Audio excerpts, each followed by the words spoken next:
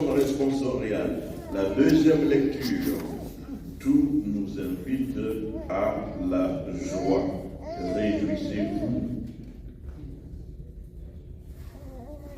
Soyez toujours dans la joie du Seigneur.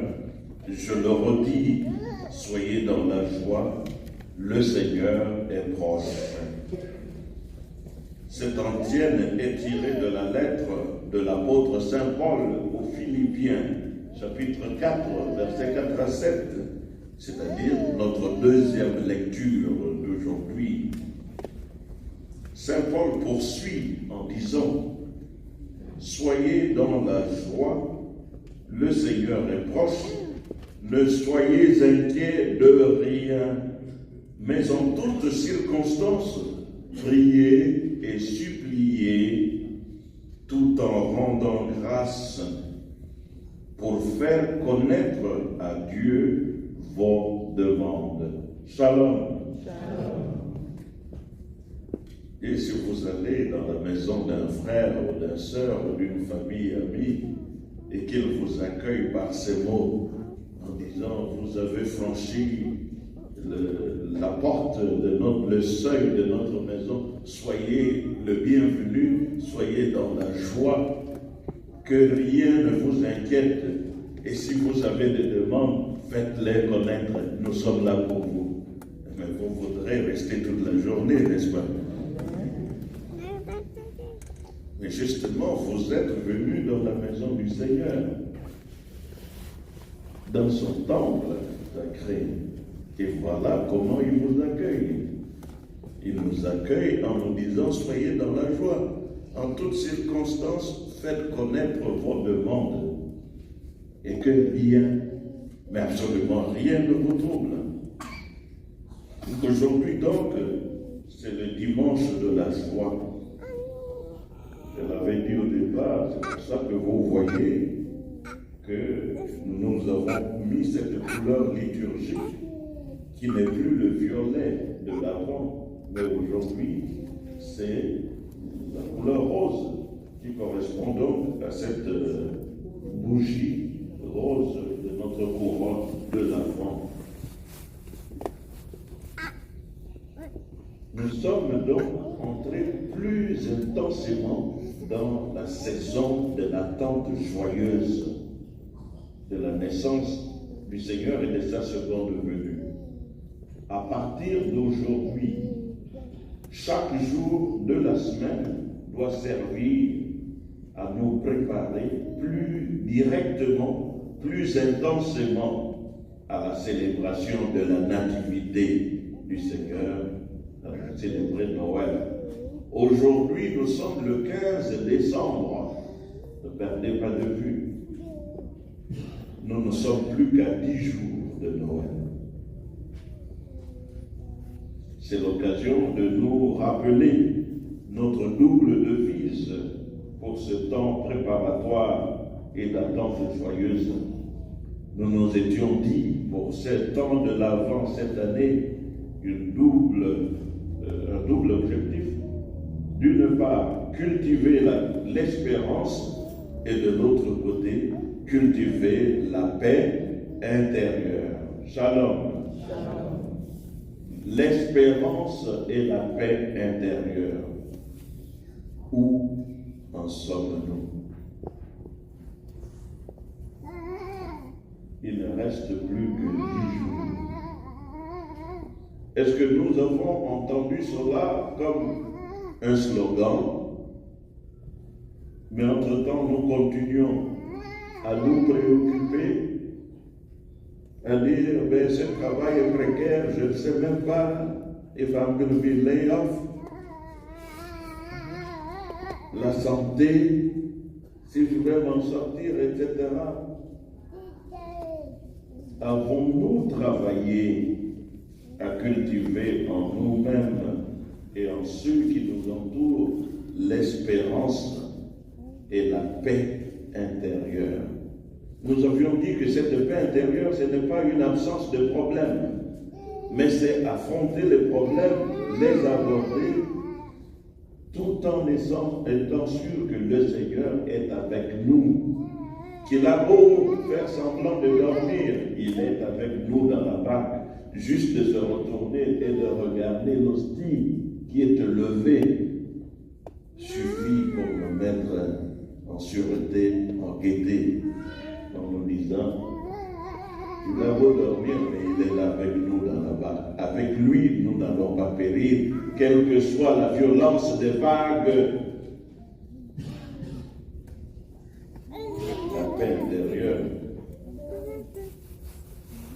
Est-ce que j'ai laissé les soucis du monde ou de la maladie contester la joie de l'attente de la naissance de cet enfant qui va naître et qui vient pour nous sauver, pour me sauver? Redoublons donc d'efforts et prenons notre double devise de l'Avent plus au sérieux durant les 10 jours de préparation qui nous restent. Saint Paul, dans la deuxième lecture, nous remet sur la piste. Shalom. Saint Paul dit, et la paix de Dieu qui surpasse tout ce qu'on peut concevoir gardera vos cœurs et vos pensées dans le Christ Jésus.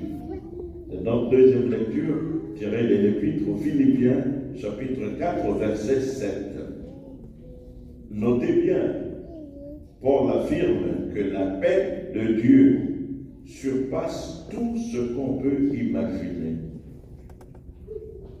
Donc c'est le don le plus précieux à demander, la grâce de cultiver durant ces 10 jours à venir, la paix de Dieu, de garder nos cœurs et nos pensées dans le Christ. Nous avons dit que la paix que nous recherchons, ce n'est pas la paix selon le monde. L'absence de guerre, de conflits, de critiques, de médisances. Non, c'est la paix du Christ, Pax Christi. La paix que le Christ procure et entonne, allais-je dire, au fond de nos cœurs, détruisant les pensées soucieuses, shalom, les soucis, les préoccupations qui menacent de nous ronger du dedans. Mais le Seigneur avait dit, lequel d'entre vous, à force de se faire des soucis, fera que ses cheveux poussent même d'1 millimètre? Que chacun réponde à cette question dans son corps, dans son cœur. Le cantique responsorial de ce jour tiré d'Isaïe, chapitre 12, ça nous a été très bien chanté ici, par le frère Emmanuel ici. Ce cantique insiste et appuie sur la même note joyeuse. Jubilez, criez de joie, car il est grand au milieu de vous, le Saint d'Israël. En d'autres termes et en clair, quelle que soit votre situation, la situation que vous traversez en ce moment, quelle que soit la situation où cette parole de Dieu vous trouve au moment où elle vous est proclamée, ici et maintenant, écoutez ces mots du prophète Sophonie, notre première lecture. Je cite, « Pousse des cris de joie, fille de Sion, éclate en ovation Israël, réjouis-toi de tout ton corps, de tout ton cœur, bondis de joie. Le Seigneur a levé les sentences qui pesaient sur toi. Il a écarté tes ennemis. Le Seigneur est en toi. Tu n'as plus à craindre le malheur. » Shalom. Je ne sais pas si vous entendez ce que j'entends et si vous ressentez ce que je ressens. Église de Dieu, ce n'est pas moi qui le dis, c'est le prophète Sophonie qui affirme que la sentence, le verdict, le jugement de condamnation qui pesait sur toi le Seigneur l'a levé, aboli. Il y a des gens qui, quel que soit ce que tu as fait ou n'as pas fait, te condamnent toujours déjà. Il y a des gens qui, en dépit de l'évidence qui saute aux yeux, quel que soit l'effort que tu fournis, ne croient toujours pas en toi, ne t'acceptent toujours pas, ne t'honorent que de bout de lèvres et ne peuvent pas te dire le moindre mot d'encouragement et trouvent toujours à redire. Parce que ceux-là t'ont déjà choisi pour ennemi. Leur ennemi juré, à abattre, à combattre. Pour Dieu sait quelle raison. Peut-être par jalousie ou par envie. Peut-être parce que changer d'avis requiert du courage, de l'honnêteté et beaucoup d'humilité. Peut-être parce que, comme dit l'Écriture, ils se voient eux-mêmes d'un œil trop flatteur pour reconnaître et haïr leurs fautes. À leur sujet, Sophonie dit encore ceci: le Seigneur a écarté tes ennemis, ou encore, tu n'as plus à craindre le malheur. Ne crains pas Sion, ne laisse pas tes mains défaillir. Le Seigneur, ton Dieu, est en toi, c'est lui le héros qui apporte le salut. Shalom, mes frères et sœurs. Oui, mais prenons le problème par l'autre bout. Oui, nos ennemis vont peut-être vous nous en vouloir, et nos rivales, nos rivaux nous jalouser. Mais d'où vient en nous cette hantise, ce désir, cette recherche à vouloir à tout prix plaire à tout le monde, à vouloir convaincre tout le monde, que tout le monde nous applaudisse, à vouloir mettre tout le monde unanime à notre sujet? Est-ce réaliste? Shalom. Mais ces désirs-là, qu'ils soient réalistes ou pas, est-ce qu'ils ne cachent pas quelque part un manque de liberté intérieure, une recherche trop grande de soi-même? L'adage dit bien faire et laisser bien faire et laisser faire. Autrement dit, fais ce que tu dois faire de bien et laisse les gens parler. Bien faire et laisser faire. La préoccupation ne doit pas être vous, votre personne, ni la personne de votre ennemi, réel ou supposé. Parce que souvent nous supposons aussi que tel m'en veut, alors que tel est ailleurs, est préoccupé par ses propres problèmes.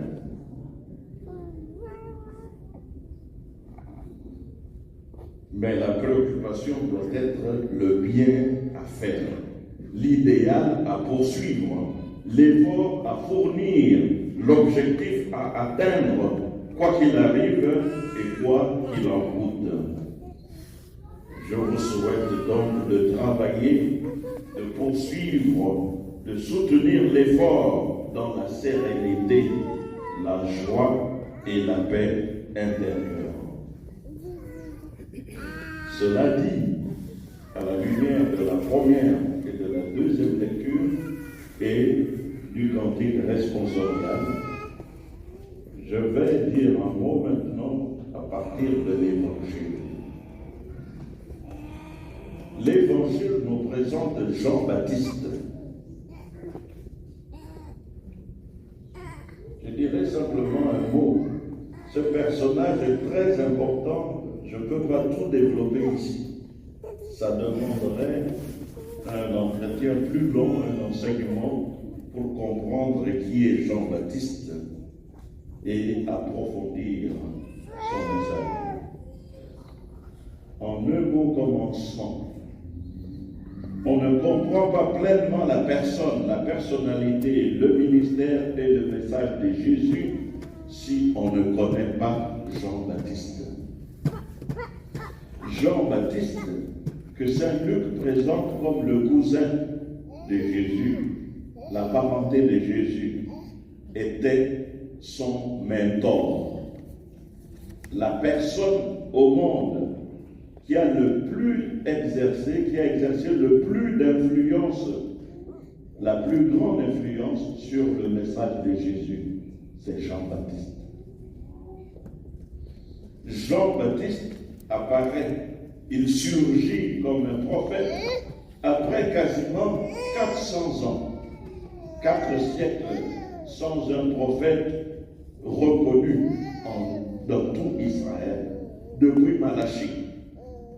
Rappelez-vous, l'Ancien Testament finit avec le livre de Malachie. Et le dernier verset de l'Ancien Testament, donc du livre de Malachie, annonce la venue du jour du Seigneur, jour redoutable. Mais avant l'arrivée de ce jour, Élie doit d'abord revenir. Fast forward, et Jésus dira à ses disciples qui lui demandent, mais pourquoi les gens disent-ils qu'Élie doit d'abord venir? Et Jésus de dire, oui, mais Élie doit revenir. Mais il est venu. C'était Jean-Baptiste. Et vous n'avez pas reconnu. Shalom. Jean apparaît dans le désert, menant une vie d'austérité et d'ascèse, vêtu frustement, se nourrissant frugalement de miel et de sauterelles, en fait un entomophage. Mais Jean parle de manière autoritaire, tranchante et prophétique, sans ambiguïté, même devant le roi, au risque de sa propre vie. Un évêque disait, je préfère être tué, assassiné, que d'assassiner la vérité. Le message de Jean-Baptiste est clair. La fin, le jugement de Dieu est au proche. Repentez-vous, convertissez-vous. En témoignage de votre repentir et de votre conversion, faites-vous baptiser par moi. Un baptême d'eau pour la rémission des péchés. Dans le désert de vos cœurs, préparez un chemin pour le Seigneur. Comblez les trous, rabaissez les ravins, les collines, aplanissez un chemin pour le Seigneur. Peut-être que dans nos cœurs, nous avons creusé des ravins où nous avons enterré des frères et sœurs avec qui nous ne voulons plus rien avoir à faire. La spiritualité de Jean-Baptiste, l'abnégation, l'effacement, l'humilité. Quelques points à ce sujet. Jean se dit, non pas le baptiseur, le baptiste, celui qui baptise, mais il se dit quand on lui demande, mais qui es-tu? Il dit, je suis la voix. Donc il est, dans son humilité, il se présente comme la voix, c'est-à-dire la caisse de résonance du Verbe éternel de Dieu. Le Christ est la parole, et lui, il est seulement la voix, la caisse à travers laquelle passe la parole de Dieu. Voilà l'humilité. Shalom. Il continue en disant, il faut que moi je diminue et que lui grandisse. dans un monde où nous nous précipitons pour être le premier, le plus grand, le plus ceci, le plus cela, Jean dit, moi je dois diminuer et que lui grandisse. Je ne suis même pas digne de m'abaisser pour dénouer la courroie de ses sandales. Il faut être Jean-Baptiste.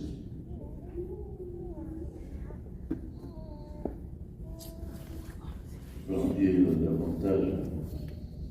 Il est probable, selon les recherches exégétiques et archéologiques historiques, que Jean ait appartenu à la secte des Esséniens. C'est un groupe de moines qui vivaient dans des grottes dans le désert et qui menaient une vie d'austérité en quête de Dieu. Il est aussi très probable que notre Seigneur lui-même ait été un disciple de Jean-Baptiste à un moment ou à un autre.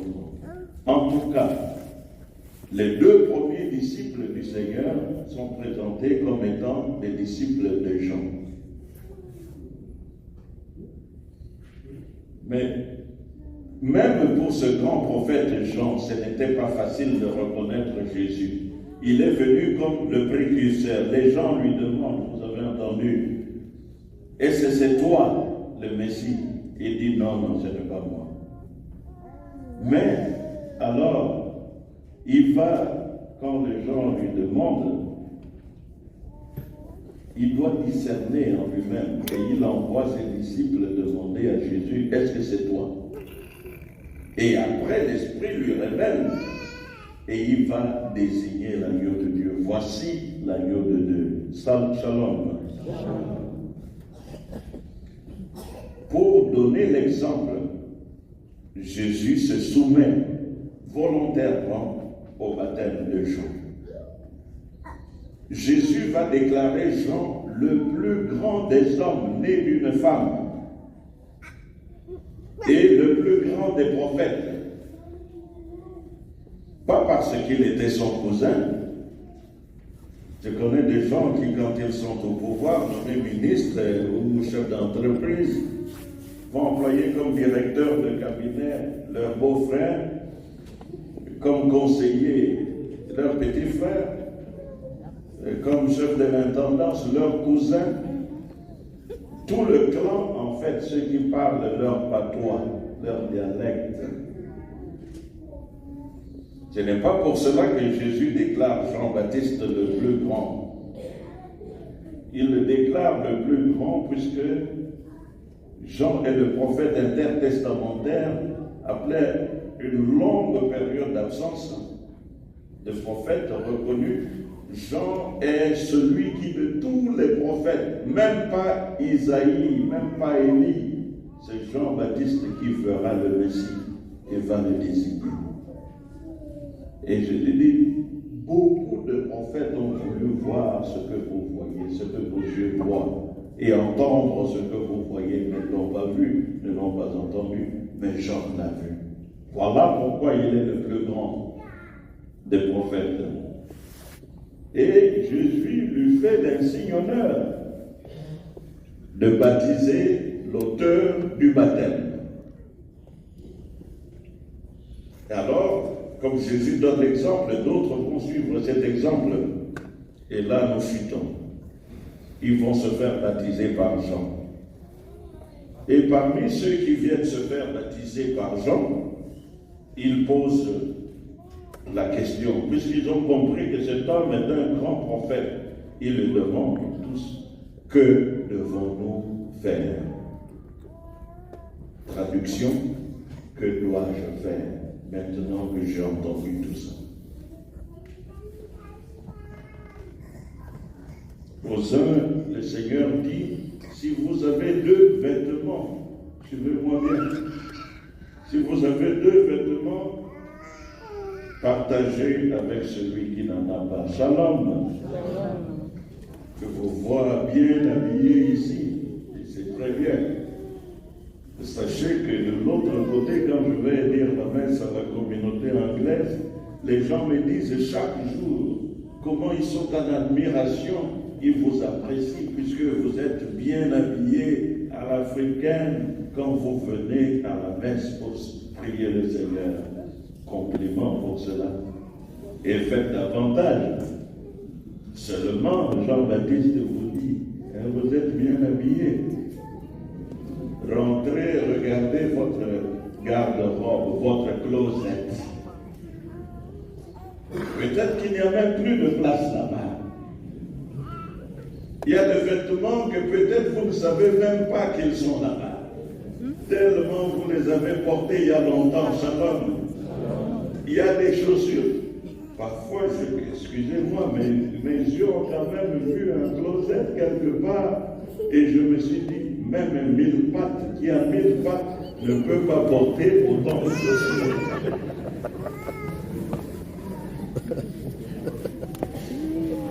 Combien de côtes d'hiver peut-on avoir pour ne plus avoir froid? Combien de bijoux en or, en argent, en étain, tout ce que vous voulez pour se faire remarquer ou se faire belle? Je ne dis pas qu'il n'en faut pas. J'admire bien les bijoux. Seulement, voilà, il faut de la mesure, sinon on tombe dans la démesure. Jean-Baptiste vous dit, à vous qui entendez et qui vous demandez, et moi, que dois-je faire? Il dit, allez voir votre closet, peut-être que certains habits qui sont là-bas peuvent être donnés aux pauvres, partagés. Jean vous dit aussi, si vous avez à manger, faites de même, partagez. J'aurais voulu que Jean-Baptiste vienne dans la maison où j'ai été pour voir la poubelle. Combien de nourriture vont dans la poubelle? Nous mettons dans l'assiette, nous ne pouvons pas finir. Les yeux voient plus grand que l'estomac et le reste finit à la poubelle. Mais il y a des enfants qui vont à l'école et vont dormir sans avoir rien mis sous la dent. Ils n'ont même pas d'eau propre. Mais quand vous lavez la vaisselle, vous ouvrez le robinet, vous faites couler l'eau. Même lorsque vous vous déplacez un peu, l'eau continue à couler. Il y a des familles entières qui n'ont pas accès à l'eau potable. Des enfants qui boivent l'eau de marigots et attrapent des vers intestinaux. Frères et sœurs, shalom. I'm trying to be concrete and practical. This is the Gaudete Sunday, the Sunday of joy. Yet while we rejoice in welcoming the Lord at Christmas, we are called to reflect about our lives. What should we do as we listen to John the Baptizer? He says, share. If you have an extra cloth, share it. Or donate it. Salvation Army is there. Don't waste the food that is put on your plate, on the table. Many other children don't have anything to eat. They don't even have drinking water. Don't waste anything. Appreciate your blessing. Les soldats, eux aussi viennent lui demander, et nous, que devons-nous faire? Mais depuis le temps de Jésus, vous vous rendez compte de Jean-Baptiste, les soldats étaient déjà connus pour la violence qu'ils exercent, parfois indûment. Les collecteurs d'impôts aussi étaient connus depuis ce temps-là. Au lieu de prendre la taxe, ils rajoutent un peu. Et les gens leur disent, non, ne faites plus ça. Shalom. Vous voyez que je me laisse aller. Il est temps que j'arrête. Dans la maison de mon père,